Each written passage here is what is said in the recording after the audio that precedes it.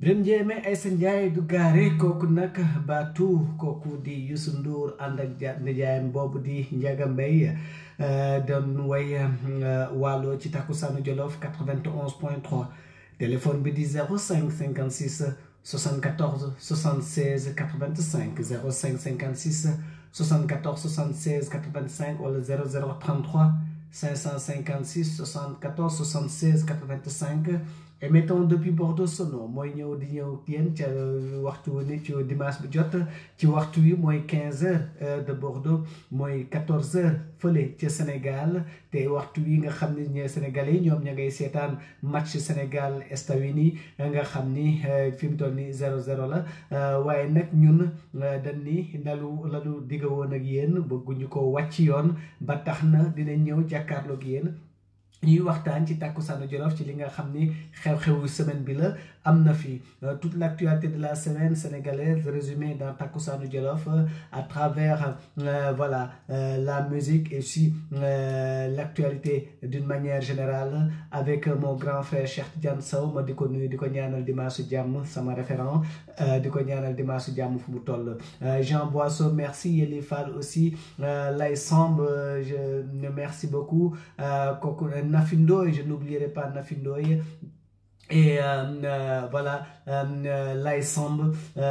Adji Ngone Sarr, Khoudjedien, Ramatakan, Zamdiaye sama seex boobu nga xam ne Ndiaye bi rek yàq Aïssatou Faye, Carlos Dacunia, bienvenue dans votre émission Takkusaanu Jolof et sans oublier Youssou Dieng sur les 91.3 de la bande FM ou sinon en live Facebook en direct et sinon sur khalimasn.com, le site de référence de l'actualité sénégalaise. Jeanne Sané ngi ci biir ma di ko nuyu di ko ñaanal dimanche jàmm sama jabar jooju nga xam ne daf ma fas léegi ma di ko ñaanal dimanche jàmm di ko wax na nekk si jàmm moom ak njabootam ak borom këram ñëpp yal na leen yàlla defal jàmm yokk leen wërsëg ak barke ak teranga fu ñu ju li ñu bëgg yéen ñoo ko xam yal na leen ko yàlla may waaye actualité bi aussi suñuy waxtaan dina ci nekk lu bari actualité de la semaine on en parlera c'est vrai de beaucoup de choses qui se sont passées, non pas tout simplement dans la semaine, mais de l'actualité tout court, parce que dimanche dernier aussi, pour des raisons indépendantes de notre volonté, mënuñu woon ñëw ci studio bi pour présenter leen émission bi mais néanmoins suñu xel toujours day nekk ci yéen ba tax na duñu leen fàtte ba mukk te saa yu ko mënee rek bu neexee suñu borom bi dina ñëw jàkkaarloog yéen ñu waxtaan ngeen wax ñu seen xalaat ci li ngeen xam ni xam ngeen ko yëg ngeen ko ci semaine bi ngeen joxe ci seen xalaat et pourquoi pas parce que tout simplement li may wax rek Sénégal ndegam ñoo ngi wax ci jekk ak teraanga war nañoo mën a déggoo fu nekk ndax ñàkk réeroo amul ñàkk waxtaan moo am voilà léegi ba tax na danañ ci ñëw waxtaan ci li nga xam ni xew na ci Sénégal sunu dëkk kon nag ba ñu jógee ci loolu dañuy dem ci li nga xam ni xew na ci réew ma li ma ci gën a njëkk naqarlu c'est vrai mooy taux de féminicide bi nga xam ni ñu ngi koy seetlu Sénégal ndaxte suñu gisee France tey gis nañ ñoo xam ni jamono ji ñi ngi marche ngir rey yi nga xam ne ñi ngi am ci couple yi ñi nga xam ne dañuy dóor seeni soxna ba far leen yóbbu laaxira yàlla nañ ci yàlla musal di loo xamee ni war nañ ci jàngat parce que tout simplement il y a plusieurs facteurs peut-être sociaux des facteurs économiques voilà mais ce n'est rien de culturel ngay jàpp sa soxna di ko dóor ba tax na lu ci am rek dañ cay waxtaan jéem a seet li nga xam ni moom mooy ñuul ci soow mi ba nga xamee ni ñun war nañ ko di moytu ndaxte voilà léegi nag ba tax na am na loo xamee ni su xewee dinañ ko jël décortiquer ko may nuyu Ismaïla Badiane kooku c'est mon frère de cœur di sama mbokk di sama lépp Ismaïla ma di ko nuyu ce qui est dommage léegi dem na ba nga xamee ni li xew ci Sénégal dina jaaxal ñu bare waaye tamit suñu xoolee suñ ko gëstoo ci fond bi du jaaxal ñu bare lu tax may wax loolu parce que dañu nekk ci benn société boo xam ni elle est de plus en plus violente dañu nekk violence verbale bi ma daan njëkk a wax saa su nekk mais ba noppi c'est le premier pas vers la violence physique. Buñ ko fàtte il y a des actes violents qui sont posés quotidiennement et qui passent inaperçus dinañ dem ba nga xamee ni à un moment donné su ci violence physique bi kiiwee dafay xëy na dafay gën a tegu ci li nga xam ni amoon na fi waaye li ñuy wax naan lu fanaan ci sëy nuyoo na ca ngoro la dañ koo fayul moo tax des fois dañuy seetlu nan lu tax les taux de féminicide bi mën a yokku biir Sénégal dañ naan mais est-ce que ñun par exemple jamono ji ni ñuy dundee ni nga xam ni moom la ñuy jéem a waxtaaneeg suñu ay waajur ni ñuy waxtaaneeg suñuy doom ni ñuy waxtaaneeg suñuy soxna est-ce que loolu lépp suñ ko seetloo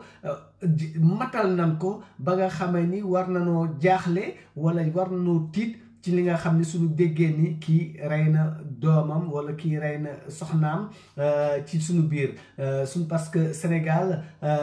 voilà mooy nuyu kooku di Omar Diop di kooku di sama doom baay di sama xarit di sama frère moo ki Yelli Fall di leen wax rek dalal leen jàmm ci Takkusaanu Jolof kon nag may wax ni rek vous pouvez toujours nous joindre au 05 56 74 76 85 ci la Chula Ndiaye mu ne ca kanam ci lu baax la njóobeen kooku moom sama lépp la Chula man dama ko rek bëgg saa yu wooyee rek man dootuma xam fu ma nekk Chula Ndiaye ma di ko ñaanal dimanche jàmm di ko wax tamit ne ko Takkusaanu Jolof toujours t'es ouverte voilà saa yoo bëggee ñëw fii ñu waxtaan ci say projet parce que gis naa ni feebu jigéen ci askan wi yow yaa ngi ciy wax te man bëggoon naa sax sooy waxtaan ci li nga xam ni xam am na ci parce que Chula Ndiaye da di artiste boo xamee ni elle est engagée dans la protection de la femme en général et dans le développement des actions féminines en particulier et puis par exemple dans l'enseignement des femmes la formation des femmes mooy li nga xam ni pare jàngum jigéen daf ko jël ba noppi jël ko def ko sacerdosam di ci liggéey muy loo xamee ni lu am solo la ci loo xam ni damay wax rek daal ni su ni Sénégal dafa ni benn bopp kenn mënu koo xar ñaar te ku ci nekk su béyee waaram xëy na dina mën a jëm kanam moo tax kii nee na il faut exorciser le mal mais comment exorciser le mal, Ismaïla? Comment exorciser le mal? En y parlant, en organisant des conférences? Comment exorciser le mal? Est-ce que c'est un problème d'ordre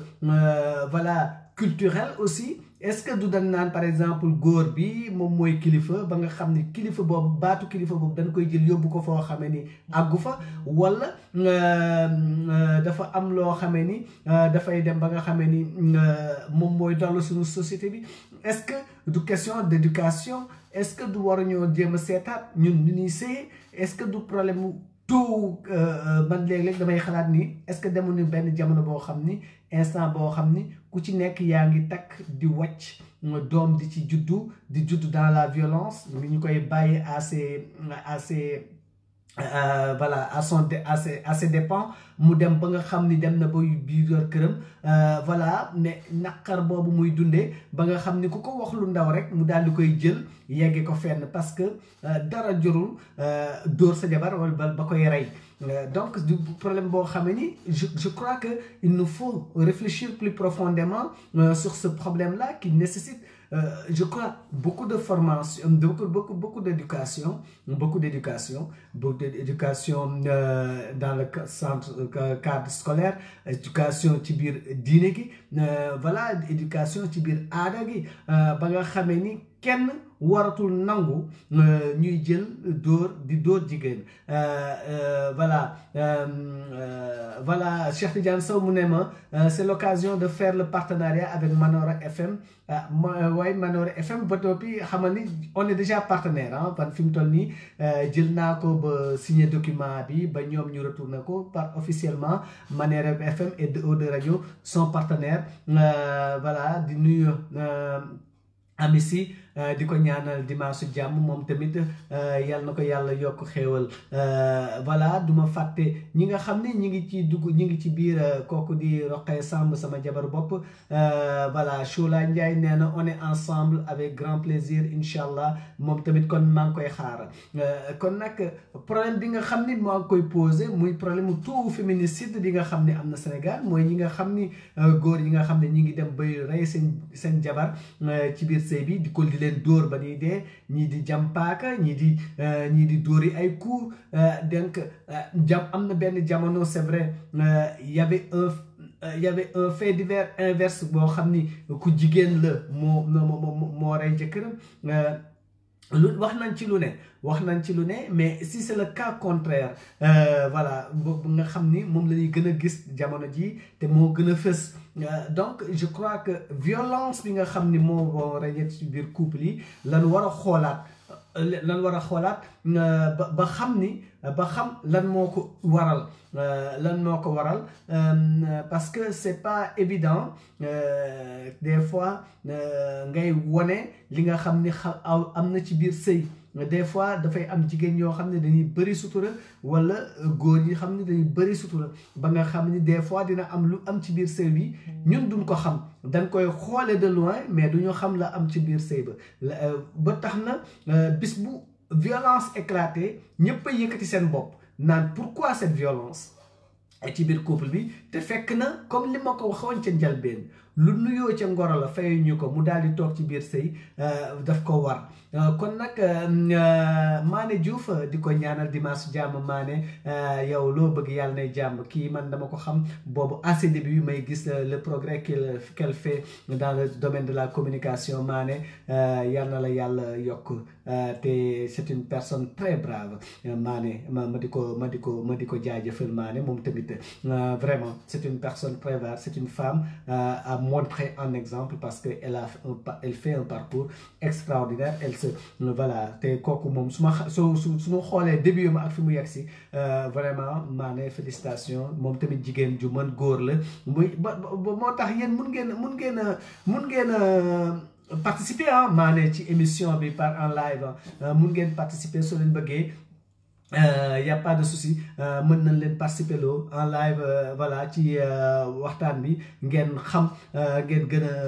gën a wax li ngeen xam ni moom ngeen xalaat ci thème bi donc parce que ce qui est important dans ce thème là c'est que c'est un problème d'ordre social boo xamee ni képp ku ko gis war nga cee mën a am réaction parce que au début dañ doon wax naan lii bokkul si suñu aada parce que rarement lañ daan gis suñu jamonoy waajur yi nga gis góor gu rey jabaram ci ay coups de poing léegi dañuy seet ni dafay dem ba nga xam ni ça devient banal nanu baal ma ci wax ji c'est pas mais dafay mel ni dafay banal mais lan moo war a tax mu banal est-ce que dafa war a banal parce que c'est fréquent est-ce que dafa banal parce que quelque part dañu yore yeneen idée est-ce que dafa banal parce que ni ñuy mayee sëy moo demeetul noonu est-ce que dafa banal parce que dañu dévaloriser sëy jamono ji ba moo tax li nga xam ni moom lañ ciy xalaat dafa c'est plus profond que ça li ma waa ji doon wax naan ma il nous faut un nëpp national parce que suñu réew mooy loo xamee ni chaque jour am da ngay gis depuis ci bopp ba ci wewu tànk ba fépp ay metti yow da nga naan mais finalement qu'est-ce qu'on a fait pour mériter tout ça?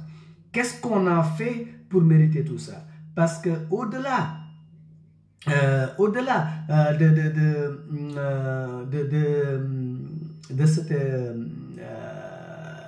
de ce problème, da ngay gis ne mën nañ ko seetlu ne dans la vie de tous les jours, dans les actes de tous les jours, il y a dafay am une certaine forme de violence, soit bu jógee ci jigéen gi ñëw ci góor gi wala ku jógee ci góor gi ñëw ci jigéen gi, mais toujours est-il que dafa nekk loo xam ne dafa installé wu en permanence dans nos relations et de plus en plus à des degrés de plus en plus élevés, soo ko seetloo la violence dans les couples. Donc war nañ ko jéem a seetaat lan moo indi cette violence là, parce que soo gisee li amati tey du caageen ni peut-être que waa ji, comme damay jël exemple sur la femme qui a été tuée à Malika, mu servir ma d'exemple, mais da nga koy gis nii rek même ci diggante ci biir bitim réew ci diaspora bi da ngay gis benn couple boo xam ni ay sénégalais,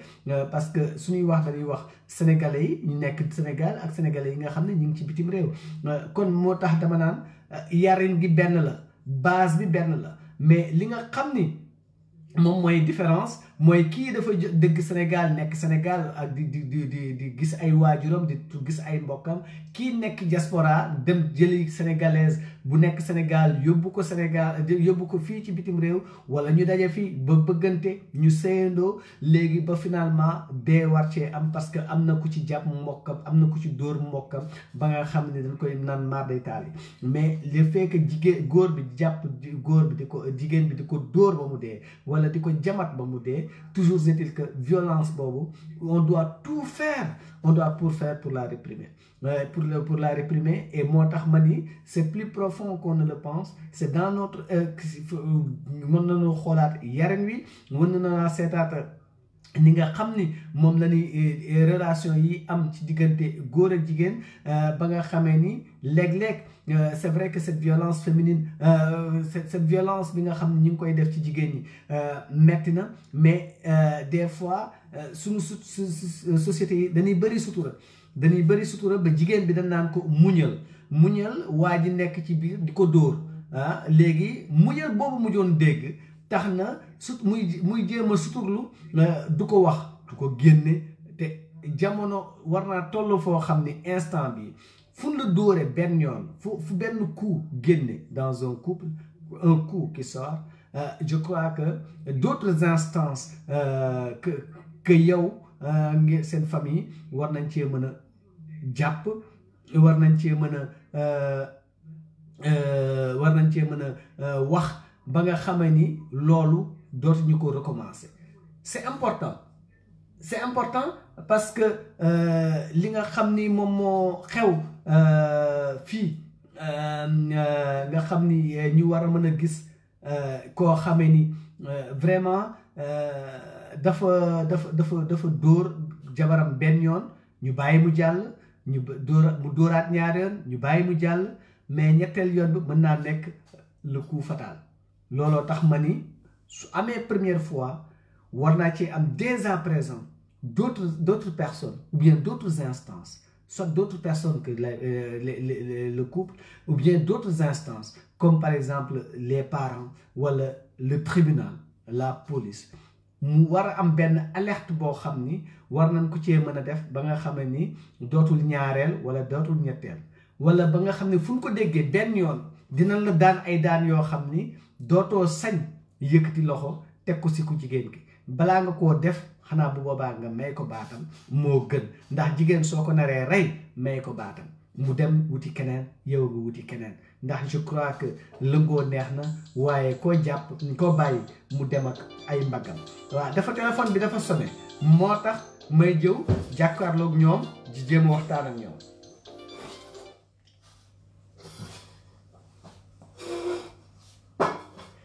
may seet ki nekk ci ligne bi allo. waaw. ça va Cheikh. waaw jërëjëf sama grand. émission bi. jërëjëf. waay. jërëjëf. En fait, quand j'ai parlé de Manoré, c'était pour te dire que sur ce thème-là, ce serait bien émission Bissoko pareil, Yonelen fichier pour Nyamyunko au Sénégal. Wala ñu defaale beneen défense prochaine ñoom ñu nekk fa la ñu nekk fii ñu waxtaan ci. Ah, ñu ne waxtaan quoi. waaw loolu ça serait bien. Ouais. Exactement. Mais sinon, soo xoolee affaire violence et féminicide yooyu ak violence yoo xam ne mooy ex-conjugalité. Des fois soo xoolee rek vraiment il faut ñu xool les choses dans ñu muy amee vraiment ci biir quoi. léeg-léeg day fekk ni benn mooy que comme ñun dañuy jàngal ni jigéen dafa war a def lépp loo xam ni jëkkëram wax na ko. Et des fois aussi quand la femme ne veut pas obéir à l'homme c'est aussi des fois une raison de violence. Des fois aussi mu tontu ko dina nekk question de violence. Léeg-léeg day nekk sax parce que elle a pas préparé le repas à temps. Voilà, elle s'est pas occupée des enfants. Voilà, des fois aussi l'homme di ko interroger sur les questions d'argent wala ay xaritam ak yooyu. Des fois parce qu'elle est partie sans l'utilisation de son mari. Voilà, des fois aussi parce que bëggul bokk moom nekk quoi, elle veut pas coucher avec lui. Voilà, mu soupçonné ko d'infidélité. En fait, c'est vraiment la question du pouvoir de l'homme sur la femme. Alors, après, chaque société gère ça à sa manière. Mais moi, je pense aussi que quelque part, am na loo xam ni on l'a plus. C'est-à-dire qu'avant, on était dans une société collective et il y avait des régulations. Et les rapports avec les hommes et les maris et les femmes étaient régulés un peu par la famille, par la communauté. Quand il y avait des problèmes, on peut en discuter, etc. Mais ce problème, les féminicides, tu verras que la plupart du temps, ce sont des couples qui sont isolés, ou bien dans l'immigration, ou bien dans le village où il n'y a pas la famille de la femme, et voilà, ou bien en exode rural, tout ça. Vraiment, je pense que notre système, parce que quand tu dis on ne le connaissait pas avant, oui, on ne le connaissait pas avant parce qu'on était dans des familles élargies où on pouvait réguler. Mais quand ils partent ailleurs, souvent ça renforce encore le pouvoir de l'homme sur la femme. Alors que quand on est dans des sociétés collectives, ça pouvait être régulé, quoi. Alors des fois aussi, il y a aussi le fait que la pauvreté même de la famille peut expliquer ça, ne justifie pas, mais peut expliquer ça. Et moi, je suis d'accord avec toi. Il faudrait aussi qu'on revoie un peu dans nos systèmes d'éducation comment on éduque les enfants à la non-violence. C'est-à-dire que il faut pas que on peut parler, on peut discuter, c'est un peu ça la démocratie, hein, le pouvoir des mots à la place du pouvoir des gestes, quoi. Mais je pense vraiment que il y a des risques, notamment le fait que les gens ils ont des troubles de la personnalité ou ils consomment beaucoup d'alcool ou de drogue, qu'ils ont rompu aussi avec la culture traditionnelle qui leur rappelait le rôle fondamental de la femme. Moi, des fois je dis aux gens, pensez à vos mamans, quoi. Ouais. Pensez à vos mamans, voilà, parce que jigéen moom dañuy sutural góor gi di sutural kër gi et elles portent tout. Ouais. Moi, je trouve le geste le plus infâme, c'est vraiment de lever la main sur une femme, quoi. Ça, je dis ça souvent, quoi. Le geste le plus infâme, c'est de lever la main sur une femme. Voilà, loolu la bëggoon wax, quoi. Non, li nga wax Cheikh, dafa regrouper plusieurs choses. Parce que le fait divers bi nga xam ne moom moo tax ñuy waxtaan tey. Attends, j'ai un problème de la scène, oui. Le problème le fait divers bi nga tax sax ma dugg sujet bi mooy la personne qui a été tuée à Malika il y a 2 jours. Femme bi, le mari, il prenait souvent de l'alcool. Et voilà. 2 ans. Et puis en plus daf di ko xam ni bi mu ñëwee dafa fekk jigéen ki demoon defi échographie yéex a ñëw, donc elle n'a pas eu le temps de cuisiner, mu ñëw fekk ko toggul. xam nga yow yaa ngi wax des raisons yoo xam ni que énorme il y a 2 raisons yoo xam ni cumuler nga ko ci li nga wax ci sa discours yu bokk ak le fait que par exemple kii dem na ba dóor ko et voilà looloo tax ma lay wax nii et puis en plus voilà bon on a appris que voilà c'était pas la première fois qu'il y avait de la violence dans le couple mais ci ku jigéen kii dafa bëri woon sutura dangul woon wax ni li muy dund ci biir sëyam nangu ko woon génne donc suñ ko daan laaj teg danaan dafa daanu fii wala dafa taab wala dafa am nen te fekk na c'était issu de coups et blessures de son mari moom moo daan tax muy taf ay band wala di aussi loolu la ñuy jàngal voilà nee nañu liggéeyu ndey añu doom et les femmes elles ont intégré ça quoi mais il faut aussi qu'on trouve un autre dicton moi je connais pas très bien pour les hommes aussi quoi parce que suñu ne liggéeyu ndey añu doom il faut trouver aussi bien un dicton pour les hommes aussi pour qu'ils se rendent compte aussi de l'importance parce que yow ku la jural doom ku la jural ku nangu sëy ak yow jural la doom nekk ak yow quoi loolu moo di nekk muy sutural di ko bañ a génne mais c'est vrai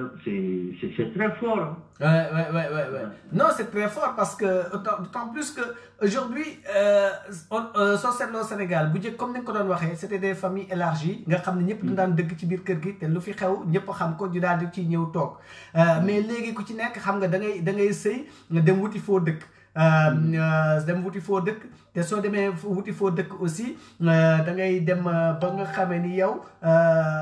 lii xew sa biir sëy yëpp sa ay waaju duñ ko xam kenn du ko xam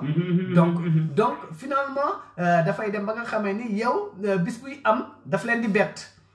donc daf leen di bett parce que tu es esselé oui voilà dafay nekk les facteurs de régulation sociale yi nga xam ne amoon na bu njëkk amatul léegi parce que même ci koñ bi suñu xamee ni yaa ngi koy dóor wala dara da ngay gis ni koñ ba sax intervention ba nga xam ne waroon nañ ko mën a def ci biir famille bi defatuñ ko parce que dañ naan ñii suñu yoon nekku ci parce que suñ ci woowee tamit ñun ñooy tooñ donc alors que mën nañ wax sax dem police mën na am prévention mën nañ dem police daal ni am nañ dëkkandoo boo xam ne chaque jour mi ngi dóor jabar yeeg yooyu wala dara wala nga xam ni dinañ mën a mettre en place un système de prévention pour éviter que di recommencer mais yooyu yëpp dootul amati yooyu dootul amati ba le coup fatal nag kenn xamul fan la ak naka la mais yàlla yéex Ouais, c'est ça. Ouais. En tout cas, merci beaucoup, cher. Tu es toujours mon référent et tu le resteras. Merci. Voilà, cher Sow, kooku di sociologue di anthropologue mun naa wax koo xam ni xam na ci li muy wax tamit du wax ju nu sànni ci xeer parce que lu mu xam la aussi te lu muy jàngale la mooy nuyu kooku di Mané voilà ma di ko ñaanal dimanche jàmm mu ne je suis fier de toi Mané maa la raw vraiment tu es une personne référente sur les femmes que je connais à chaque fois bon war nañ leen mën di joxe exemple ci yow tamit Fatou Sow ma di ko ñaanal dimanche jàmm Boubacar Sey Mariama Diallo mu ne Boubacar Sey ma la di nuyu Mohalam bonjour Saliou Ndiaye aussi Zal di ko ñaanal dimanche jàmm Aline Marema Ndiaye nee na sama chemise bi la bëgg saa yoo bëggee rek amul problème soo bëggee sax ma yónnee la ko yow li nga sant Ndiaye rek mais da ngay sant Diop rek ma jox la ko soo nee ma Diop nga sant rek Aline ma jox la yónnee la léegi chemise bi xam nga parce que Diobé di ñoo ko mën a sol quoi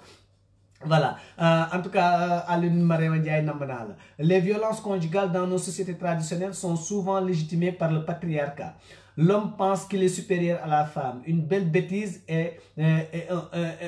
en mon sens. Quand on pense à nos mères et à nos sœurs et qu'on ne serait qu'un peu de respect à leur égard, on ne lève jamais ah oui, c'est une erreur d'orthographe. La main sur une femme, peut-être le bëggoon wax. Donc Mohamed Lam Mohamed Lam di ko ñaanal dimanche jàmm voilà ce qu'il a dit c'est exactement ça voilà mais je crois que le fait qu'on soit dans une société patriarcale ne doit pas ne justifie ça parce que ça ne justifie pas la violence parce que ça veut dire que aujourd'hui c'est vrai que ça met en avant la responsabilité de l'homme dans la famille comme étant le chef de famille. Mais est-ce que chef de famille veut dire qu'on a droit de taper sa femme? Je dirais non. Donc le fait que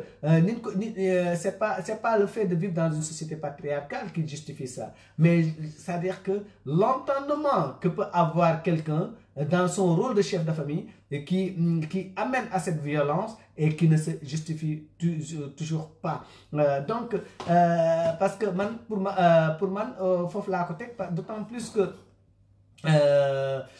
d'autant plus que Denis Gisney, il y a des personnes du li nga xamni li nga xamni mom mo xew ci dans les couples li nga xamni parce que dañuy gis ne de plus en plus il y a de plus en plus de couples isolés loolu tamit ça le justifie couple isolé su ma koy wax mooy par exemple suñuy ni ñuy dëkkee biir Sénégal yow nga dem louer benn chambre dans une maison wala louer benn studio dans une maison wala nga dem louer benn appartement voilà dans un local mais li ngeen di dund yéen rek ko xam te sore na par exemple fa ngeen xam ni seen ay waajur ak yooyu parce que ñii ay xale lañu ñii ay xale lañu amaguñ 30 ans donc pour te dire que des fois soo nekkee xale bëgg am takk jabar vivre juste de manière isolée il faut que mu nekk quelque chose aussi de responsable parce que li ma ci gis ci histoire par exemple de cette femme qui a été tuée à Malika il y a 48 heures ou 72 heures maximum c'est que koñ bi xamoon nan ko xamoon nan ko donc quelque part est-ce qu'on a le droit de se taire en permanence en face de quand il y a ces violences qui se répètent, qui se font et qui se répètent, et qu'on a le droit de se taire? Est-ce qu'on n'a pas le droit d'aller voir voilà, les parents pour les avertir, pour leur dire, voilà, il y a ça qui va se venir, il y a ça qui va se passer, et puis il y a ça qui fait qu'on n'a plus confiance en ce monsieur. Voilà, donc, jamono ji war nanoo moytu di dóor jigéen war nañ koo moytu parce que li ma ci gis ne mooy comme ni ma ko waxee ak Cheikh Sow léegi ñàkk yaran bi léegi moo des yaran bi moo des parce que dama naan yaran bi moo des parce que suñu jàngee école jàng diine voilà di nga am benn respect boo xam ne di nga ko am si jigéen di nga am benn respect boo ko xam ne di nga ko am jigéen mais jàng boobu mooy li may wax ni ci biir école yi ci biir depuis l'école primaire le collège le lycée et les universités loolu ñu koy gën di fësal et puis ni ñu koy fësalee mooy raw dafay mel ni sooy faj feebar parce que mine de rien c'est une mën nañ ko considérer un mal dans une société, une maladie dans une société. Maintenant, là, qu'on m'a jappé des fois, parce que si nous avons des jeunes, ça donne de plus en plus à ça, ça veut dire que quelque part, il y a quelque chose que nous avons raté. Quelque chose que nous avons raté et qu'il ne fallait pas, qu'il fallait mettre... et léegi mooy le problème mooy lan lan raté ak fan ko raté mooy nuyu Tafsir Gaye kooku nag moom mooy sama sëriñ mooy sama lépp di ko ñaanal dimanche jàmm moom mi ngi woon ci biir kii bi voilà Tafsir Gaye ma di ko ñaanal dimanche jàmm di ko wax rek daal ni ko vraiment kontaan naa ci li muy liggéey yàlla na yàlla wanelewaat ci jàmm kooku moom sama frère la sama xarit la sama lépp voilà Tafsir ma di la nuyu yàgg sa taalibe yi nga xam ni yëpp ñeent ñàkk Thiès yëpp di la wax rek nga nuyul ma Chérif Mamine tamit Aïdara donc li may wax mooy il faut que ñu jéem a delluwaat ci njàngale bi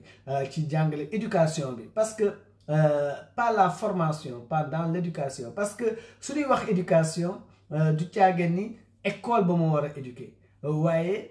école ba dina ci am wàll loo xam ne mais waaye li nga xam ni moom la ñuy éduquer mooy ngi ci biir kër yi waaw donc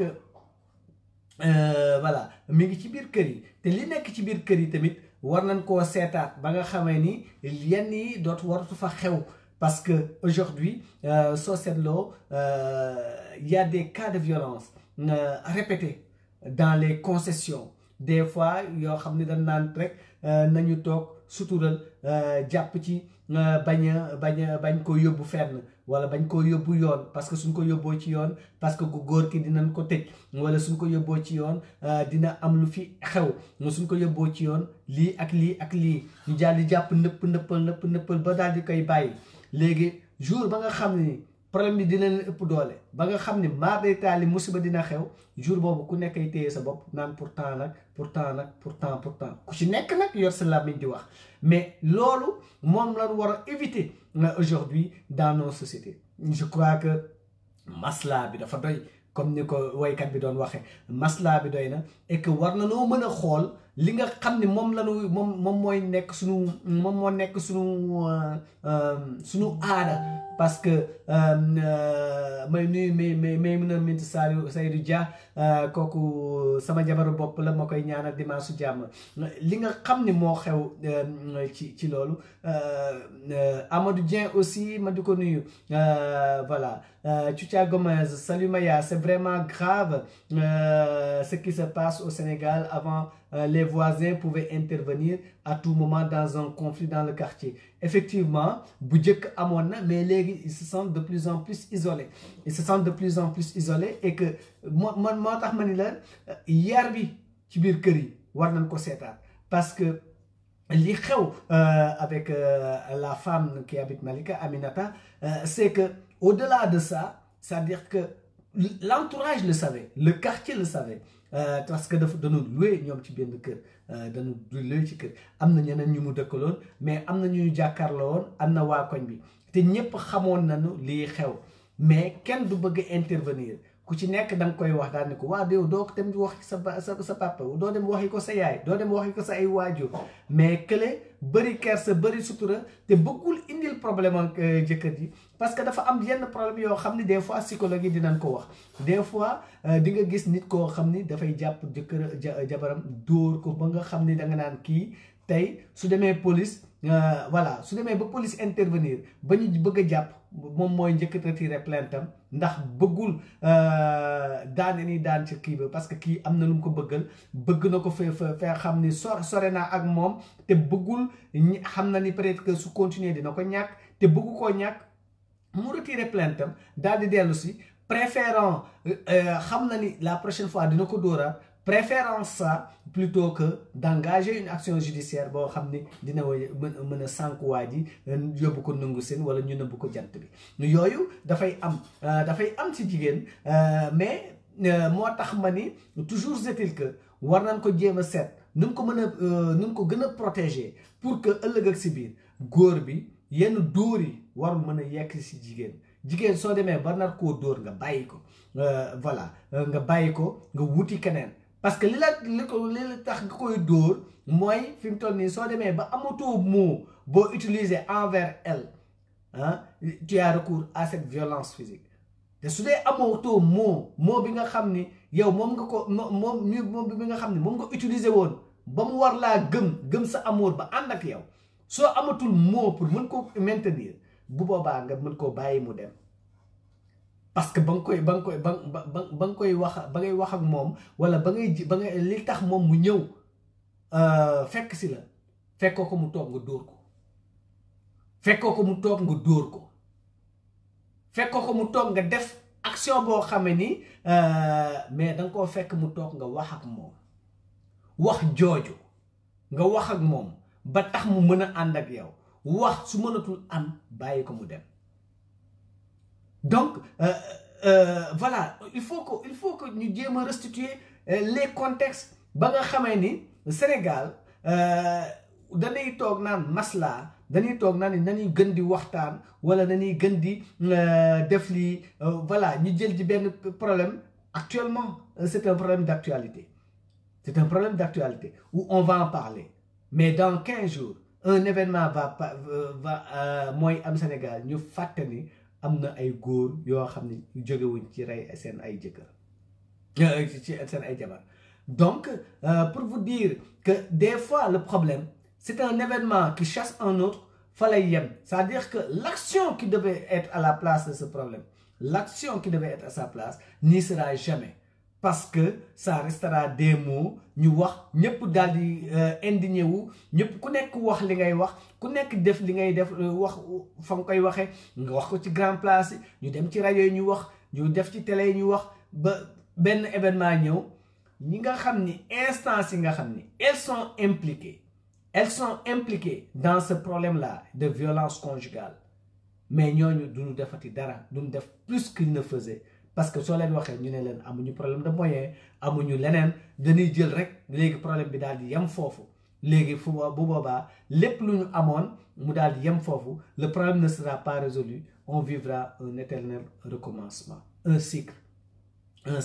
à chaque fois ñu daal di ciy waxaat mu daal di dem ñu daal di ji ñëwaat continuer waat un autre jour ñu daal di ciy waxaat mu yem foofu après beneen événement ñëw ñu fàtte ko ñu toogaat ba beneen événement ñëw bu mel noonu ñu waxaat ci mu continuer c'est ça qu'on doit éviter de plus en plus ami traiteur moom ba Nantes nee na tout le monde est coupable tout le monde oui c'est une responsabilité sociétale c'est vrai de la société sénégalaise mais dañuy wax naan comme damay wax rek daal ni leen société du boppam moo bon violente parce que dans mon introduction nee naa leen France fii démb ñi ngi doon marche wala tey sax ñi ngi marche parce que am na jigéen bu jëkkëram rey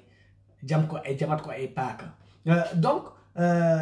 du loo xamee ni dafa spécifique suñu réew voilà mais en même temps c'est quelque chose de récurrent dans notre société pour léegi li may laajte mooy lu tax mu gën a bari parce que du ma ne mësul am mais lu tax léegi mu gën a fréquent est-ce que et pourtant on vit dans la même société sénégalaise et une société peut-être métamorphosée société boo xam ni li ko métamorphosé mooy par exemple il y a le numérique bi ñëw bi nga xam ni Dakar n'est plus à 1 heure de Paris comme il y a quelques années Dakar est à 30 secondes de Paris donc quelque part et 30 secondes de New York 30 secondes de Singapour on ne peut plus parler mettre un parallèle entre l'espace qui et le temps et l'espace font qu'un seul finalement et finalement da ngay xam ba nga xam ni culture yëpp dañuy ñëw dugg ci suñu biir mais est-ce que ñun am nañu maîtrise jël suñu ay doom wan leen yoon boo xam ni moom lañu suñu maam yi doon jàngal moom lañu suñu baay doon jàngal ba nga xamee ni ëllëg ak si biir dootuñu danañ am beneen considération autre que celle de prendre des femmes et de les tuer de les égorger di leen jabar paaka di leen dóor ba ñuy dee voilà pour des détails des fois est-ce que le passage là lan moo tax mu bari léegi lan moo tax suñu jamono bàyyi amul woon te léegi mu bari c'est la question que je me pose donc évolution société bi naka la dikkee ndax dañoo jël société bi jël ko dañu jël société bi def ko un melting pot ba nga xam ne ñun contrôler tuñu li nga fi xam ne moom ciy xew parce que il y a une chose qui est importante c'est que aujourd'hui mënatuñu wax ni bu njëkk daan nga identifier l'éducation sénégalaise identifier culture bi ni mu demee fësal ko mais léegi sooy jéem di fësal sax de manière les traditions wala affaire yooyu dañ lay jàppe comme un ringard voilà dañ lay jàppe foo xamee ni dëkkuloo fa mais tout en sachant que ñun dafa am loo xam ne dafa mës a am suñu biir réew mooy ndaw topp mag doom topp baay ba nga xamee ni di déglu déglu bi ci war nopp bi nga ci war dafay tax léeg-léeg nga bay bëgg a dem fii sax ñu wàññi la ñu am nun la wàññi mais léegi trajectoire yi c'est les personnes elles-mêmes qui les définissent ba nga xamee ni à un moment donné parents yi amatuñu ci yoon da ngay xool sax léeg-léeg ni ñuy takkee da ngay xool léeg-léeg ni ñuy takkee am na ñoo xam ne dañuy takk ba noppi ñëw doon a ñëw yëgle seen ay waajur da ngay takki jabar gis jabar dem ba takki ko ñëw daal di koy yëgal sa waajur doo ko defati sa projet la bu jëkk da nga daan am projet bi nga seeti sa ay waajur nga seeti projet nga am projet bi nga seeti sa ay waajur léegi ñu bari da ngay takk ba pare ñëw ni leen man takk naa bërki démb sëñ xalif bi mi ngi wax takku suuf yi parce que takku suuf yi dañoo gën a bari te takku suuf yi li ma la ci xamal mooy léeg-léeg sooy takku suuf da ngay luwe ñu lay ñaanali da ngay seeti ay paa nga jox leen xaalis ñu dem ñaanali la ah su seede rek la ñuy wax naan ñu wuti ñoom ñooy lay ñaanali nga takku suuf daal di noppi donc pour vous dire que dafa am lu bëri loo xam ne mi ngi ci société bi actuellement et que duñ ci indi saafara pourquoi duñ ci indi saafara parce que l'argent est le maître de tout yow fi mu toll nii soo demee ba am alal su la wóoree ni yaa ngi jël di tuuf nit ñi alal ju ci biir seen waajur nga leen di jox àdduna gi ci biir ñoom loo def baax na wala ngay ndaw si ngay jox loo àdduna gi ci biir loo def baax na mais à un moment donné dañuy dem ba permettre loo xam ni ëllëg ak si biir war ñu ko woon permettre loo xam ne daan na am si société bi ñu war koo interdire léegi dañ koy autoriser et le caractère permissif de notre société pousse les hommes qui se disent par exemple je suis le chef de famille à frapper leur femme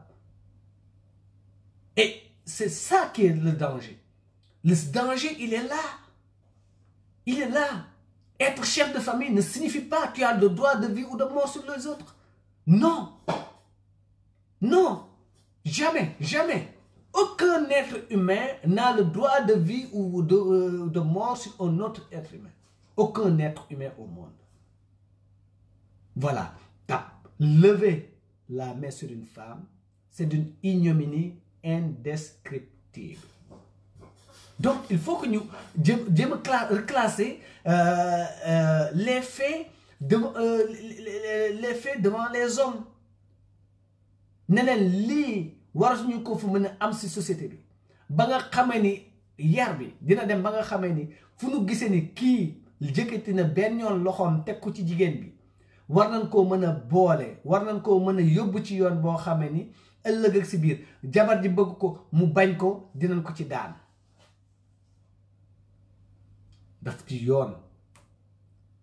daf di yoon kenn amul droit ci biir sëy violenter l'autre mooy même problème yuy am ci diggante ay wujj nga jël ko sotti ko ndox mu tàng wala nga jël ko sotti ko diwlin mu tàng yooyu yépp lu ci am première fois ba am première fois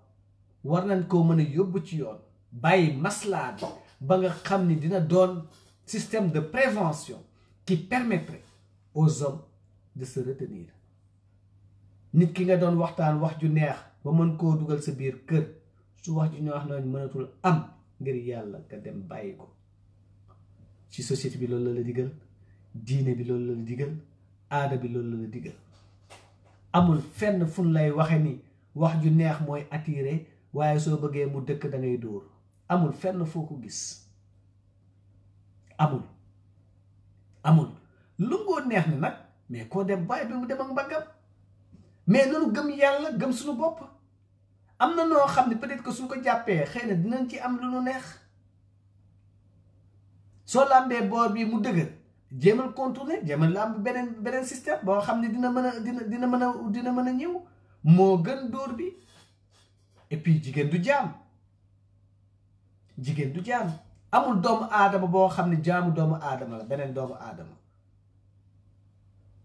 kooku su dee jullit gëm nga ko su dee catholique bi jël nga ko waaye donc am na loo xam ni war nañ koo xoolaat dans cette société là on doit voir les paramètres qui sous-tendent notre société les systèmes de régulation sociale dafa war a taxaw ba ñu xam ku nekk kii mooy kan war nañ bañ xaalis bi ñuy jiital ngir ëllëg ak si biir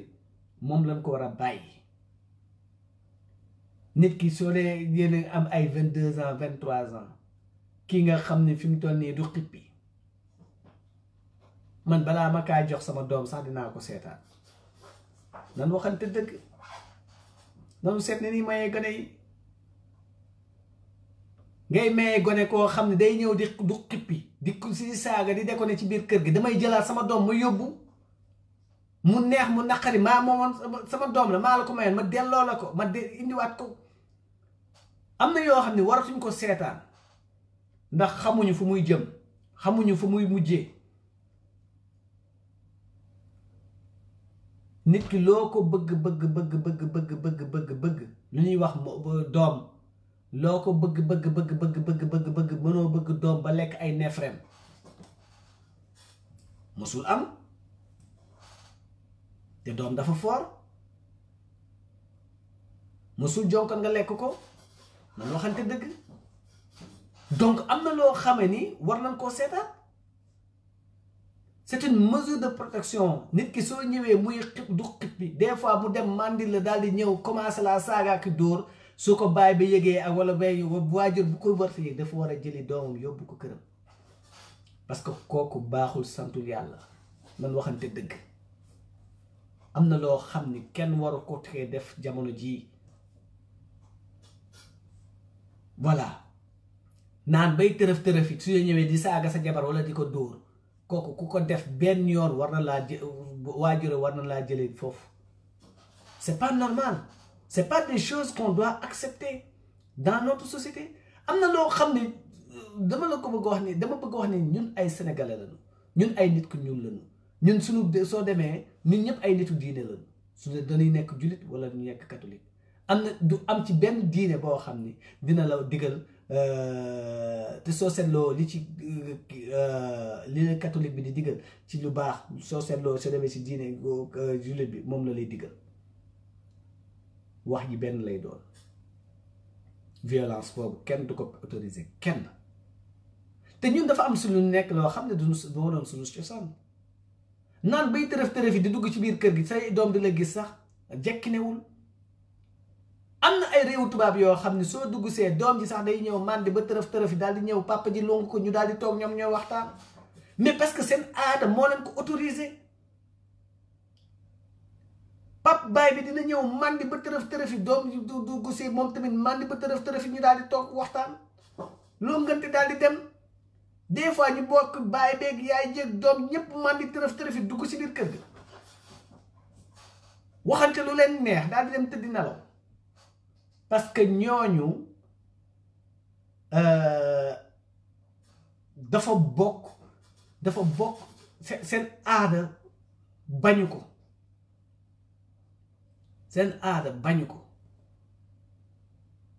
voilà ñun ñoo ngi xam ni ñun soo seetloo suñu ay diine suñu ay aada xëy na feet dina am comme soo demee ci gox yi nga xam ne yu ci bëri ay chrétien lañu su feet amee ku ci nekk dina mandi daal di mais xam nga après le lendemain tout passe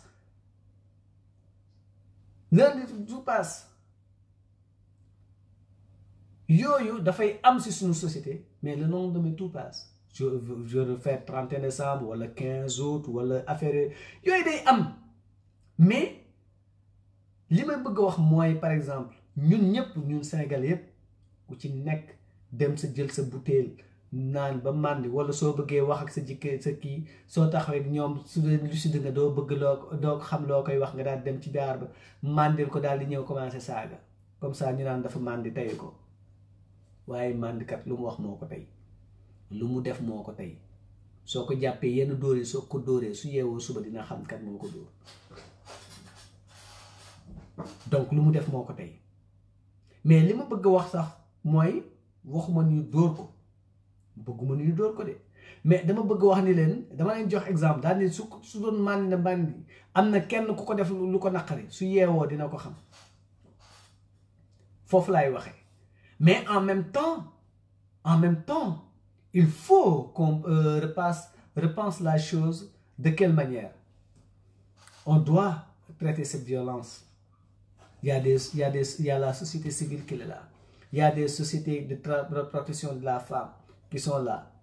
Mais qu'est-ce qu'ils vont faire au-delà de cet événement? C'est la question que je me pose. Quel travail permanent doit-on faire au-delà de cet événement? C'est une question qu'il faut se poser. Donc c'est important. C'est important qu'on se le dise parce que li xew ba xew li xew suñu réew mooy ne violence bi daal installé wu na fa te violence bi comme ni ma koy waxee elle est d'abord verbale avant d'être physique. Elle est d'abord verbale parce que tout simplement li xew ñun au quotidien si site internet yi saaga ndey yi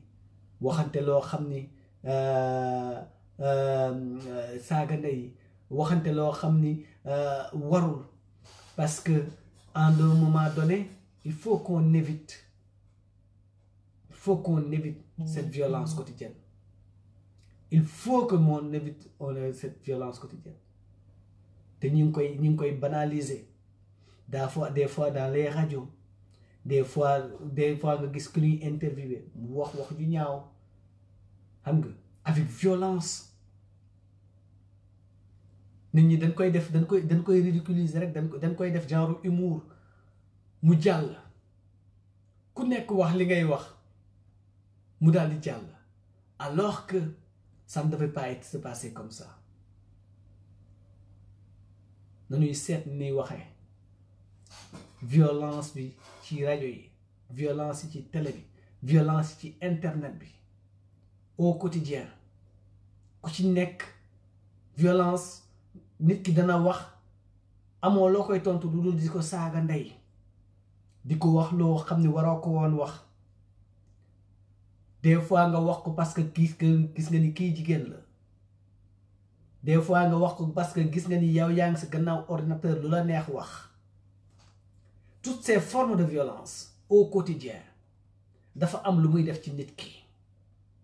donc il faut que ñu jéem a seetaat nu ñuy yare suñuy doom il faut que ñu jéem a seetaat ban comportement la suñu ay doom war a mën a yor ba nga xam ni ëllëg ak si biir bis bu ñuy toog ba yor kër am na yoo xam ni dinañ ko sañ a def waaye dinañ am yoo xam ni dañ koy rus a def. C'est ça qui est important.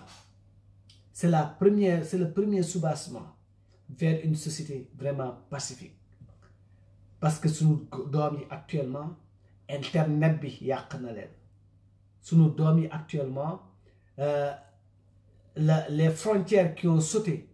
am na ak yàq na leen comme ni ma leen di waxate l'espace ne détermine plus le temps. La distance bi daan am entre Dakar et Paris amatul. Des fois dina am lu xew Dakar 24 heures après ñu xaw ko Paris waaye fi mu toll nii lu xew Paris dans la seconde qui suit waa Dakar yëg nañ ko. Donc il y a des choses yoo xamee ni pour man moo tax ma ni nanu jéem a xoolaat ni ñuy yare suñu doom suñu bëggee ëllëg si biir am un Sénégal pacifique. Parce que la violence de nos propos à travers les médias, la violence de nos propos dans le numérique, la violence de nos propos au quotidien, dans les foyers, cette violence-là qui est banalisée, bis bu amee lu muy jur musiba lay jur waaye du doon lu baax. Kon war nañ ko seetaat au niveau de la presse des fois ñu invité nit mu wax joo xam ni tegginewul et puis avec violence et dans le geste même mu am une violence boo xam ne da nga koy ressentir mais dañ koy ironiser mu jàll wala ñu wax ci ñaari fan ñetti fan bàyyi mu jàll et il n'y a pas de mesure prise par rapport à ça. Si vous avez wax dafa am benn boor bu mu féete ñu bàyyi ko su dee beneen boor ba la féete ñu dem jàpp ko tëj ko. C'est-à-dire qu'il y a des violences en permanence yoo xam ne ñu ngi koy banaliser dans nos sociétés et qui finiront par faire mal à cette société-là. kéwél tëbul doom ji bët te loo gis dama naan jikko soo ko bàyyee ci biir kër soo duggsee ci saal ba mu fekk ci la fa. Donc nañu rafetal suñu jikko nañuy jéem a seet de quelle manière nous pouvons vraiment éduquer nos enfants ci daara yi ci école yi ba nga xamee ni yenn forme de violence war a ci mën a nekk. Dans les écoles, qu'on soit beaucoup plus regardant sur la violence, dans le rapport entre les instituts et les élèves, les maîtres coraniques et les talibés, les pères de famille et les enfants. Toute forme de violence, nous devons bannir. Ba nga xamni ëllëg ak ci biir suñuy am ay doom yooyu dinañ mën a jur am jikko ju rafet jikko joo xam ni du basé sur la violence. Parce que violence, comme je l'ai dit, à partir du moment où les mots n'ont plus de valeur, à partir du moment où on n'a plus de mots à placer, la personne, elle devient violente. La seconde stratégie qu'elle utilise, c'est la violence. Des coups de poing, des coups de matraque, des coups de hache, des coups de pilon. Motax mani souvent, ceux qui sont même nit ci presse d'utiliser violence, c'est parce qu'il n'a pas suffisamment de mots pour exprimer ce qu'il désire. Mais puisque ko amé dina mëna convaincre doomu aadama bi nekk ci wetam ba nga xam ne du utiliser violence. Nit koo xam ne soo waxee ñaari baat ñett ci biir débat mu daal di koy mu yóbbu ko fa mu mere ko bëgg utiliser violence, c'est parce qu'il n'a pas assez de vocabulaire pour expliquer ce qu'il veut dire. Donc des fois c'est important ñu xam ci li ñuy wax. C'est important suñu demee ci presse wala suñu demee ci débat ñu xam de quoi on parle. C'est important ba noppi ñu bañ a jël n'importe qui di ko jël ci di ko te placer ba nga xam ne dina wax yenn mots violents yi. Parce que l'enfant il enregistre en même temps te ñi koy seetaan dañuy bari te dañu dem ba Sénégal ba banaliser violence. dañ ko banaliser te li may wax ban doon ko banaliser mooy la violence est dans les mots, dans les paroles au jour le jour. Nit ki da ngay wax ñaari baat ñetti mu saaga la. Da ngay nekk ci tali bi am priorité jàll waajee jàll amul priorité ñëw saaga la ndey daal di génne kii daal ni la loo def nga def lii. Violence bi c'était au quotidien. Dañuy xool suñu rapport suñu diggante ñun suñu ay rapport au quotidien pour seet lan moo ci violent wul.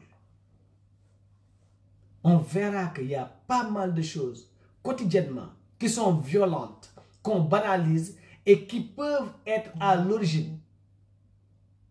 de certains actes ignobles yi nga xam ne ñu ngi koy gis ci foyer. War nañ ko bañ a banaliser. Dès lors qu'on banalise la violence, il ne faut pas qu'on s'étonne de voir des meurtres dans les couples. On les banalise.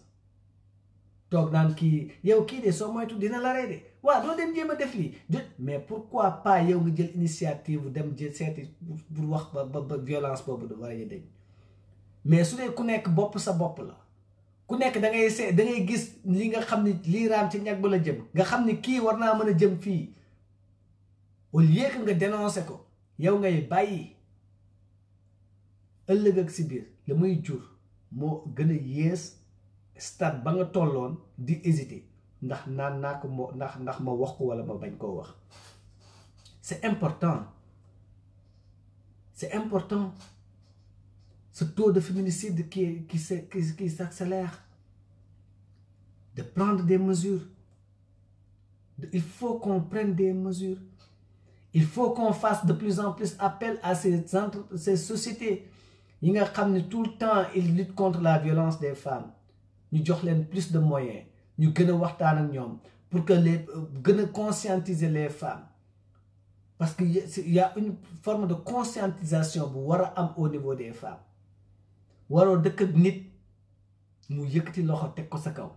Ne serait-ce que benn yoon tu dois avoir des recours. Yan recours la am ba ñu changer mentalité femme yi parce que mënoo nekk ci sëy ñu lay dóor nga naan da ngay muñ. Dafa dóor dafa bokkul ci sëy. Dóor dafa bokkul ci sëy. Donc il faut qu'on conscientise de plus en plus nos femmes pour wan leen ni lii ngeen di def wala lii ngeen di toog naan dañ koy sutur laa du sutur la ndax bis boo fi jógee tey sa ay doom dañuy torox parce que seen bàyyi dóor na la ba nga dee ñoom ñu teg ci seen bët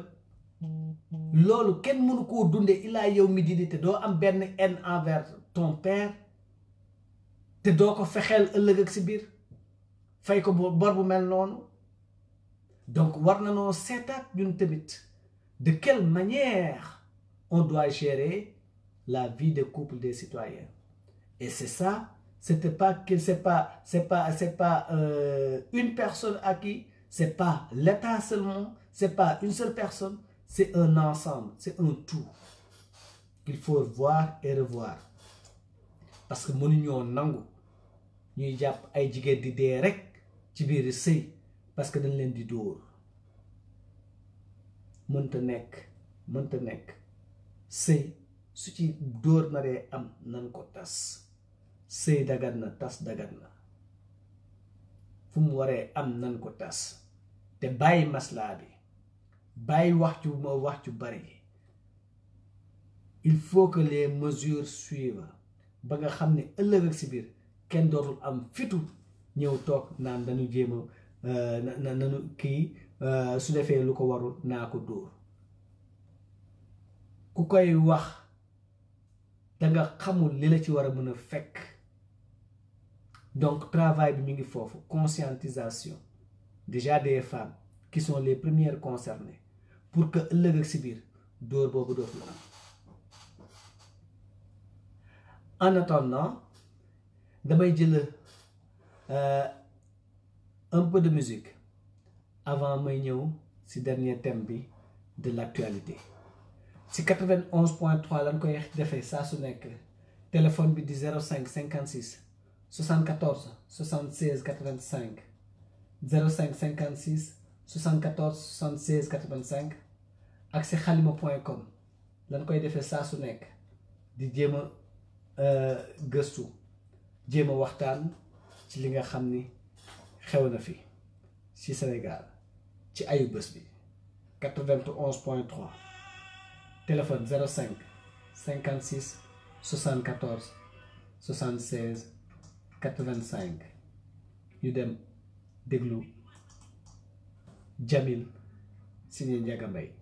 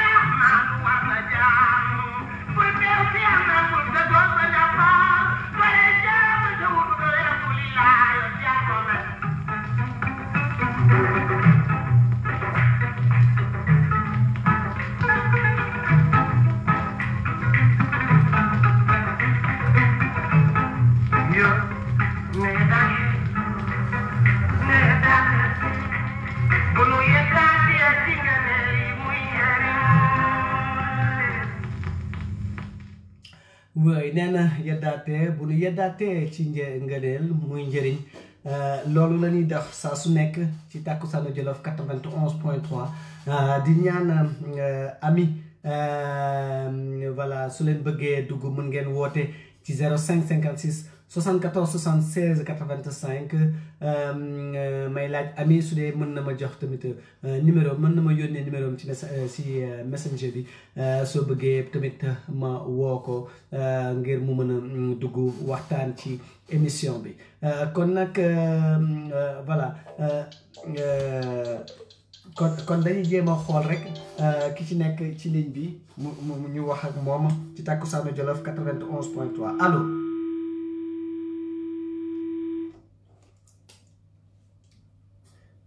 Bon.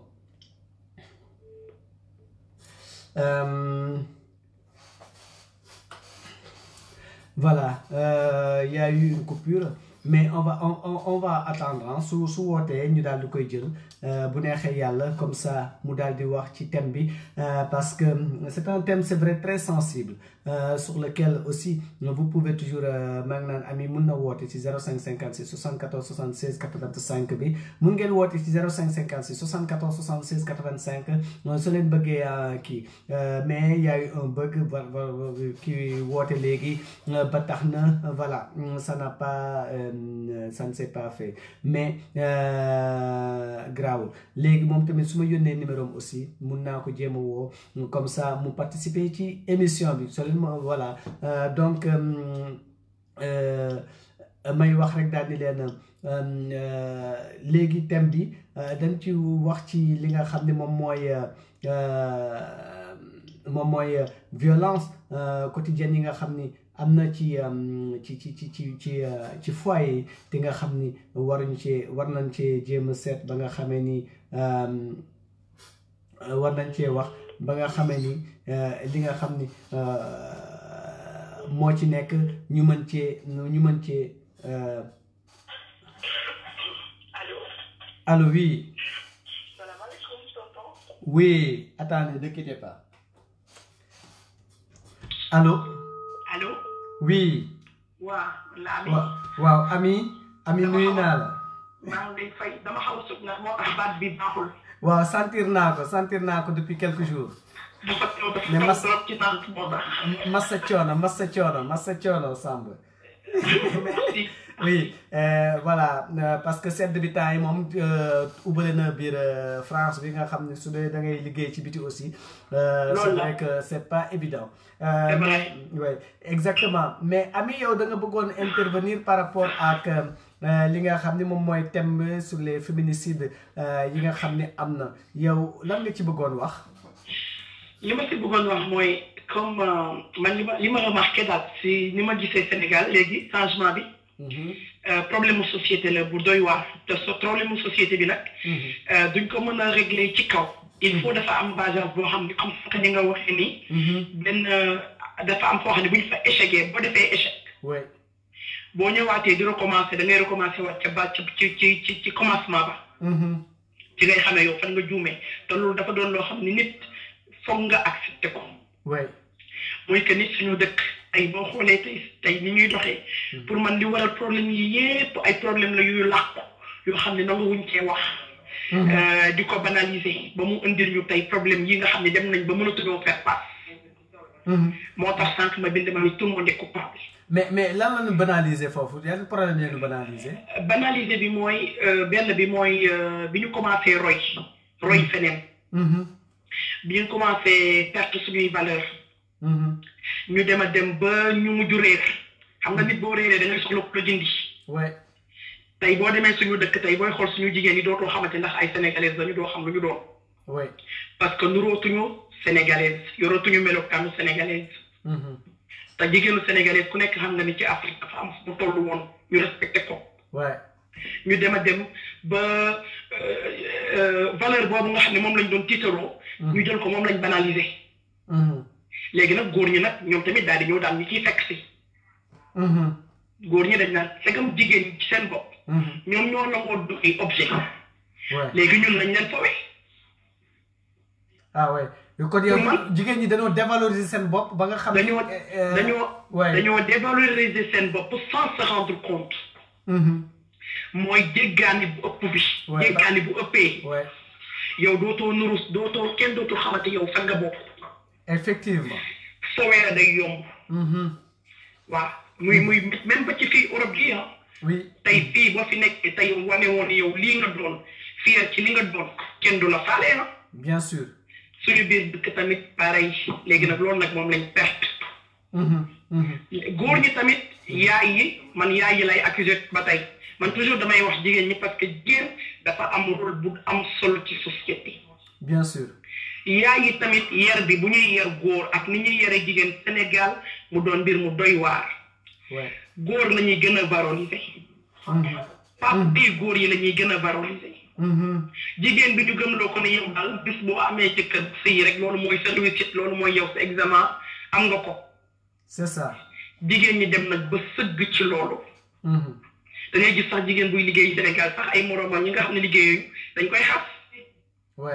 parce que du wàcc ñi di taalal tegal di kanam añ loolu moo indi lii tey ñu dóor jigéen ba rey ko parce que toggul añ xam nga waaw avec ça nag derrière ñuy jooy tamit ni dañoo développé wul jikko yooyu yëpp mën nañu koo jël ñun di ko suuxat ci ñun ba pare bëgg a développé non c'est pas possible dañ ne boo wàccee sa ànd boo yëg di nga fa fekk borom dëgg la internet bi am na de weddiwuma ko de mais fii tubaab bu xefeet amee nga dem dëkkalu tubaab cosaanam lay def bien sûr cosaanam la lay toggal moom lay tegal cosaanam la lay waxtaanal ñun li ngay dem suñu dëkk fekk dara xew jigéen ñi di jéggaani la ñuy togg ca yeneen dëkk moom la ñuy tiitaroo ma yaatu ñun dañoo réer c'est ça waaw loolu moo indi problème yi ñu am loolu moo ko indi manque de repère moo ñu dal te kenn bëgg koo assumer ñu teg ko nag confort mu nekk confort bu diis ci ñun parce que attanuñu ko tout le monde vit au-dessus de leurs moyens da ngay dem Sénégal ak sa simplicité dañ lay reetaan mais da nga leen xool da nga leen yërëm doo leen ko mën a wax yooyu foog ñu waxtaan nag ci indiwaat nit ñi ñu doon ki ñu doon suñu doom yi tamit ñun ñii surtout suñu génération bi suñu doom yu góor yi ñu yar leen ci suñuy aada comme ni suñu papa yi doon def suñu temps papa yi kenn mës a dégg façon yi di am Sénégal xam nga wala boo amee boobu accident la mais léegi internet bi d'accord mais internet bi dafa ni nga koy utiliser dañ koy utiliser pour avancer oui c'est ça mais doo ko utiliser pour jël ci lu bon ñun rek amuñu internet te ñun sax amuñu internet bu doy ñun bu ñu amoon ay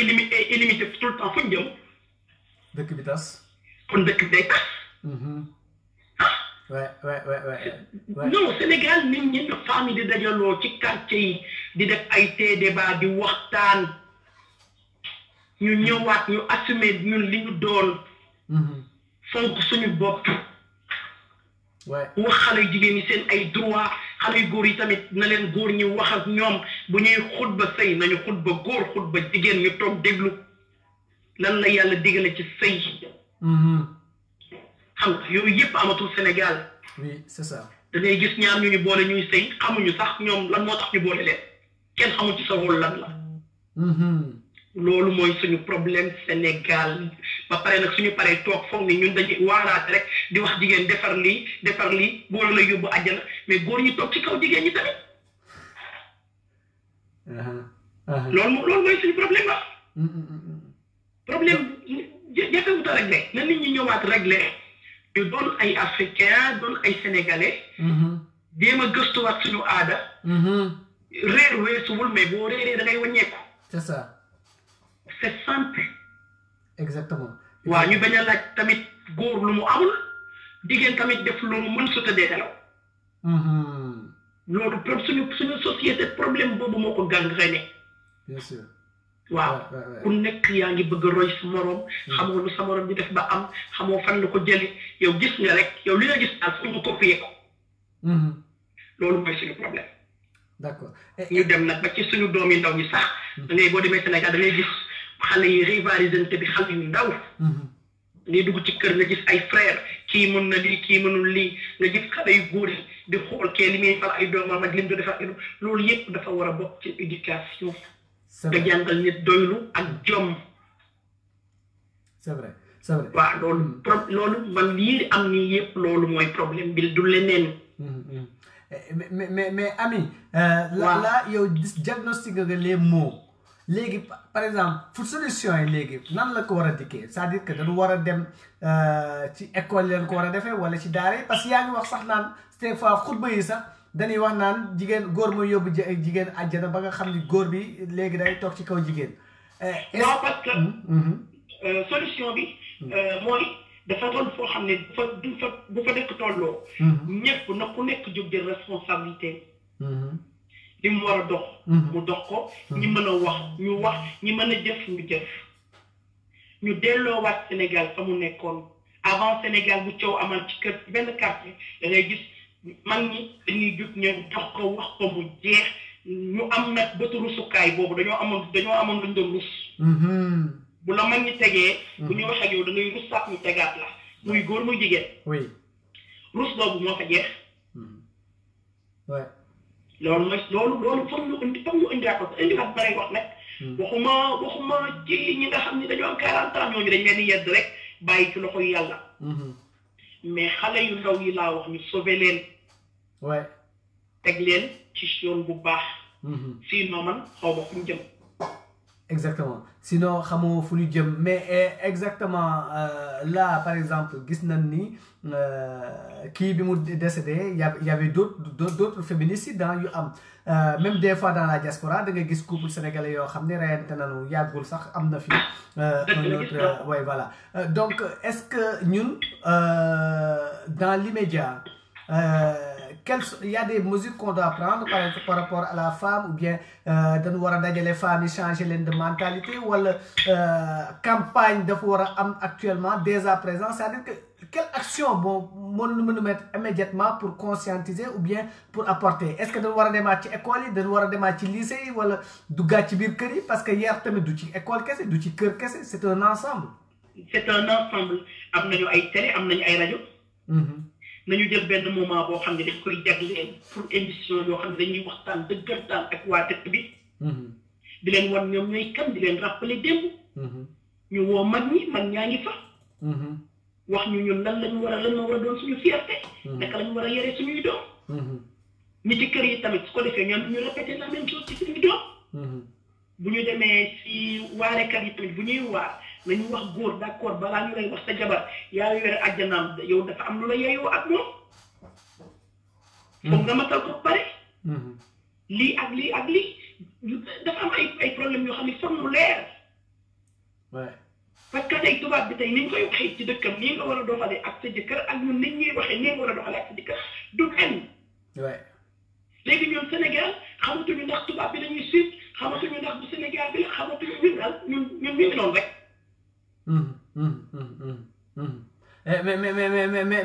Mais au final lan lan war a décider tey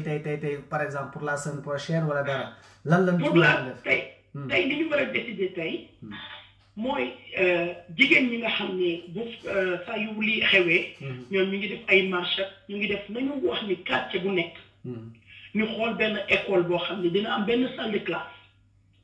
boo xam ne dañ koy mën a mettre à la disposition ba ci gis nga mayaat yi du ci sax mbirum affaire dóor jigéen ak lay jigéen rek ci sujet yu bëri lañu war a dem. xam nga nañu xool ci quartier yi nit ñi ñu xool ni tey difficulté bi Sénégalais yi nekkee métti na ñu dem ci école yi quartier boo fa dem am na benn école. ñu def ay thème def ay programme comme fii ni ñu koy defee fii tubaab yi soo ñëwee ci mairie yi. da ngay gis benn espace boo xam ni dañu ko teg pour population bi. fa la ñuy def seen ay waxtaan. ay seen ay conférence. di invité ay nit. ba ci kiy jàngale kiy pépinière nu ñuy jëmbate garab. day am ku ñëw ci benn salle ci benn commune nit ñi ñëw fa mu leen koy jàngal. pour repousser suñu dëkk yi. mais ñun jëluñu benn responsabilité problème bu am ñu wax ko ñetti fan. suba ñu indi ñu beneen problème ñu fàttewaat. bu beneen ñëwaatee ñu soulever waat. mais ba kañ loolu kenn duñu respecté. yaa que ñun entre nous rek lañ ko mën a régler mooy waxtaan dialogue national moo jot ñu indiwaat nit ñi que yenn ñu xool que l'essentiel yenn futilité yi ñu teg ko de côté problème bi foofu la nekk ñu fexe ba libérer nit ñi li ñu yenu seen mbagg yu diis loolu ñu xamal leen ni kenn tegu leen ko su ko defee ñu trouvé waat l'harmonie mën a dundaat dund bu baax loolu mooy suñu problème dëgg la te ku nekk rek mën nga yow suba nga ni man lii dama koy dox nga dem seeti benn directeur de école commencer rassembler ay nit waxtaan ci n'importe qui peut le faire oui c'est-à-dire il faut que chacun se sente concerné nañu jël 15 minutes wala 20 minutes consacré ko ci loolu xale yi ci kër gi ngay defee mbootaay bi xale yu ndaw yaa ngi lay dégg bu tour de famille amee nañu jël 20 minutes 30 minutes consacré ko ci sujet yooyu loolu foog mu am mu sérieux c'est ça un dëpp national comme ni ko waa ji di waxee dëgg la jërëjëf Ami sa wax rafet na je suis entièrement d'accord avec li nga wax voilà te yow tamit yaa ngi koy wone ci fi nga nekk parce que fi mu toll nii yaa ngi lancé benn opération bu am solo ca Nantes mën nañ ci wax rapidement rek lan nga loolu mooy lan opération boobu tamit li ko indi mooy man tamit damay jéem a jël sama responsabilité parce que dama jógee Sénégal ñëw Europe soo ñëwee Europe nga toog fi benn moment ngay delluwaat seeti say mbokk léegi booy seeti say mbokk di nga dem ba toll foo xam ni yow benn moment da nga war a def prise de conscience nga analyser nga ni man d'accord ma ci dem Sénégal vacances ñu naan la ndax doo dimbali sa jarbaat bee mu ñëw fekk la fa nga nekk ndax doo dimbali sa ñeef bee mu ñëw fekk la fa nga nekk non nañu xool ñun comme yeneen peuple yépp ni ñu ko xeexee ñii dañoo dem wuti ba ñu paree ñu dellu seen dëkk defar mu ñëpp xaj ñu daal di toog seen dëkk ñu respecté leen ba ci loolu dañ cee war a waxtaan pour yee ci Sénégalais yi yee ci africains yi que ni kenn du jug tey di ñu soppil Afrique di ñu ko defal Paris wala Sénégal di ko def Paris Sénégalais yi ñoom ñooy def Sénégal Paris wala New York ci kaw ñu jug ànd liggéey xam nga loolu moo tax ne man ma décidé mu jaral ma jàng agriculture def juróomi at jënd matériel teg sama borom kër fekk ma si samay doom aussi soutenir ma ci pour dellu dëkk ba pour seddoo jàng yi nga xam ne mooy jàng naa ko fi muy togg muy bay ak société nu muy doxee dem bokk kook sama waa dëkk formé waale leen loolu moo waral retour bi may def nii d'accord kon muy loo xame ni yow da nga bëgg namm dellu Sénégal créer fa benn projet benn ferme biologique ferme modèle ferme boo xam ni benn jalousie du fi am parce que dama ñaan yàlla balaa 10 ans ñu ne waa 10 ferme yu mel noonu wala 100 ferme yu mel noonu gis nañ ko Sénégal wala Afrique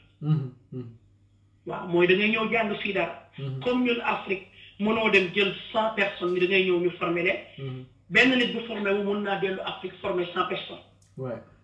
mais organisation kese la laaj jeex na dëgg man ci loolu laa volontaire te tamit di pousser wala yeneen africain yoo xam ne am nañu tamit façon gis-gis boobu ci yeneen domaine ñu def ko dëgg la bu ñu ragal dëgg la heure ragal waxtu wu ragal jeex na en tout cas on y reviendra plus largement man je souhaite que ñu def ci benn émission spéciale Inch'Allah balaa yàgg ñu jéem a regrouper des personnes ressources yoo xam ne war nañ cee mën a waxtaan ci li nga xam ni loolu ngay def parce que dafa am solo et il faut qu'on le mette en avant ba nga xamee ni dañuy wane ni am nañu góor yu dóor yi ay jigéen ba leen rey waaye am na jigéen yu mën góor ñi nga xam ne ñu ngi liggéey bu am solo te Ami Samb ci la bokk yaa naa bokk jigéen yu jàmbaare dëgg la mi ngi fépp ci àdduna bi waaw te jigéen yooyu buñ leen mayee benn respect bi jox leen seen gëdd jigéen ñooñu mën nañoo apporter lu doy waar ci suñu réew yi dëgg la encore ami Samb ba Nantes maa ngi lay gërëm di la ne kooku sama jarbaat bu ñaawul la ma di la gërëm foog ñu ñëwaat ci émission bi parce que ñu def ko un thème vraiment voilà ñu jéem ci kii avec des personnes ressources nga xam ne ku ci nekk dans un domaine dina ci mën a wax ba nga xamee ni dinañ ko mën a fësal ba ñëpp gis ko xam ni voilà c'est possible et puis engagé wu nga ci benn problème boo xamee ni c'est vrai c'est très sensible c'est très délicat mais c'est possible et qu'au final la victoire sera au bout Inch'Allah bu neexee yàlla parce que tu as la volonté et tu as l'amour et tu as le désir de le faire d'aller jusqu'au bout en tout cas merci beaucoup ami merci Sam au revoir voilà ami Samb doon intervenir par rapport à ce thème de la violence de cette féminicide qui existe actuellement dans nos sociétés de plus en plus voilà di gën a bari nga xam ne mooy ñi nga xam ne ñi ngi góor yi nga xam ne ñi ngi dóor seen jëkkër waaye nag di kooku Diora Meng Diop ma di ko di ko ñaanal dimanche jàmm Moussa Diallo Seynabou Dabo kooku moom sama jarbaat bu baax la kooku moom mooy sama lépp di sama ginnaaw di sama kanam ma di ko ñaanal di ko waasa di ko ñaanal dimanche jàmm Awa Ngeex ma di ko nuyu moom tamit Ramatoulaye Cissé Ngone Lay Ndiaye Alioune Mbaye Sidi Bouya Anne Sandrine Etchever puis Ngone Silla Boubacar Ndiaye Pape Ndaw Amari Ngone Sobel Fall ñoom ñëpp ma di leen nuyu voilà di wax Amari voilà donc ni ko war nañ di mën a bokk ci émission bi en général léegi ko ñuy jéem ci question juridique yi nga xam ne bëgg naa ñu koy traiter en permanence fii ci Eau de Radio ñu ci jéem a kii comme ça moom tamit fa mu nekk mu ci jéem a participer en permanence dina ma doon lu rek lu ma neexal xam nga dañuy jégg ci pandaw émission ba thème yi nga xam ni proposé woon naa ko xalaatoon naa ko mun ko développer finalement du ma ko mën a def parce que voilà le thème a été j'en ai tellement parlé peut-être que ça me tenait beaucoup à cœur pour li tax moo def ko ba nga xamee ni tey wax naa ci lu ëpp doyoo may nuyu Muna Seck kooku di sama jarbaat bu baax tamit di ko ñaanal dimanche jàmm moo ko Youssouf Guèye Mami Diop Ahmed Faye Assane Mboup sama waykat bu ñaaw bi voilà Tafa Milano Mor Gueye Sall Nabou Ndoye Ndeye Marème Diop Ndeye Mbodj Niang Keba Ndiaye Dame Diop Mamadou Afan Ndiaye et puis Ndiaga Ndiaye PAI di ko xam ni Ndiaye rek sant bi rek ko yàq waaye ku baax la mais nag comme ni ma ko waxee on arrive au terme de cette émission et mi nga xam ni dañ jéem wax ci affaire li nga xam ne moom mooy violence familiale yi nga xam ni am na aujourd'hui dans nos sociétés te nga xam ni am na code de la famille boo xam ni réglé na lépp waaye nag terewul féminicide yi dañu gën a bari te li nga xam ne moo koy indi nag dama naan du kenn ku dul ñun plusieurs points ont été abordés li naan Ami Samb wax na ko léegi balaa ngaa jéegaani xam li xew sa biir kër waaye léegi dañuy jéegaani te dañoo xam li xew suñu biir kër dañuy dem rek jëli daal di indi phénomène boobu nga xam ne numérique bi indi na ko dem na ba tas kër yi tas changé mentalité yi ba nga xam ni ku ci nekk li nga xalaatoon nga xam na am na fii vraiment da nga koy jël néewal ko li nga xam ni amoon na suñu biir da nga koy jël voilà da nga koy jël néewal ko di fësal li nga xam ne bitim réew la jógee ba tax na des fois dañuy jaawale Angleterre ak pomme de terre ba nga xam ne dinañ dem parce que terre nag leen boole waaye la ci Anglais ba ak pomme ba du benn kon nag danañ dem ba nga xamee ni fa nu waroon jéemale suñu ay doom suñu ay jabar suñu ay jarbaat suñu ay sët duñ ko fa jëmale parce que ñoom la ñuy gis wute naag ñun lañ doon gis démb kon nag nañuy jéem a xoolaat nañuy jéem a seetaate suñu bopp jéem a yaraat suñuy doom jéem a seetaat yan décision la ñu mën a jël yan waxtaan la ñu mën a am ak suñu waa dëkk bi nga xam ni feebar bii nga xam ni moo ngi gangréner la société sénégalaise feebar boobu ñu seet ñu jàpp ko comme feebar nga jéem ci def campagne boo xamee ni dinañ xamal jigéen ñi seen gëdd dinañ xamal góor ñi li nga xam ne moo leen war ci su dee seet nañ ko ci diine seet nañ ko ci aada seet nañ ko ci droit ba nga xamee ni lépp dinañ xam ni violence boobu amatu fa yoon parce que ni ma ko doon waxee ci njëlbeen ga na nga waxtaane ba nax ndaw si ba mu ñëw sa kër soo ko waxtaanee ba ci biir di nga mën ci am li nga bëgg moo tax dóor bi jaru ko soo leen demee ba nar a jóore wax dëgg yàlla bàyyi ko mu dem yow tamit nga dem ngeen seeti li ngeen xam ni ku ci nekk seeti keneen parce que lu ngoo neex na waaye koo bàyyi mu dem ak i mbaggam kon nag nañu jéem a ànd jéem a seetaat naka la ñuy dugalee suñu biir moral bi nga xam ne moom moo am moo doon régner suñu biir société moral bi mu nekk social mu nekk religieuse mu nekk toute sorte de moral bi nga xam ni moom moo doon sous-tendre suñu société ba nga xam ni violence daaw fa régner moral boobu ñu gën koo delloo si ba nga xam ni ëllëg ak si biir le taux de féminicide va comment être réduit sinon anéanti ba nga xamee ni dootu fa am parce que lii am tey doy na waar te lii ñuy gis ci société bi doy na waar parce que gis naa France ña ngay marche waaye Sénégal gisuma fenn fu nu marché pour booy wax ni stop à cette violence féminine voilà ba ñu jéem a seetaat naka la ñu mën a conscientiser nit ñi ba nga xam ni dóor yi vraiment dinañ ko dindi parce que nanu sentir ku ci nekk war nga sentir concerné parce que mënoon a nekk sa papa mënoon a nekk sa yaay mënoon a nekk sa jarbaat mënoon a nekk sa doom mënoon a nekk ku nekk koo xam ni góor ba rey na jigéen voilà donc nanu jàppe ni Aminata bi nga xam ni rey nañ ko du caagee ni Aminata jabaru diw la doon mais dañoo xam ne suñu doom la quelque part wala suñu jarbaat quelque part te amoon na ni am na pierre buñ ci mën a apporter pour que tabax li nga xam ni moom mooy un Sénégal non violent très pacifique qui permettra de voilà de donner la femme sa véritable valeur à côté d'un homme plein de sagesse donc loolu laa bëggoon wax ci tey di leen jox dig daje dimanche prochain ak d'autres invités ak d'autres thèmes d'autres invités ku ci nekk fa nga nekk ma jox la loxo di wax waaw nee na ma dina ñëw voilà di nuyu ñi nga xam ni dugg nañ tey Abdoulaye Sey di ko ñaanal dimanche su jàmm voilà di ku ci nekk ma di la ñaanal dimanche su jàmm di la jox dig daje dimanche prochain même heure même fréquence si 91.3 ak si xalma.com ku ci nekk fa nga nekk ba ma duggee sa biir kër joxoon la loxo dugg sa biir kër ñuy waxtaan ba léegi maa ngi duggaat jox la loxo di la tàggu ba dimanche prochain même heure même fréquence nanu bëggante joxante cër loolu rek mooy àdduna jërëjëf ci 91.3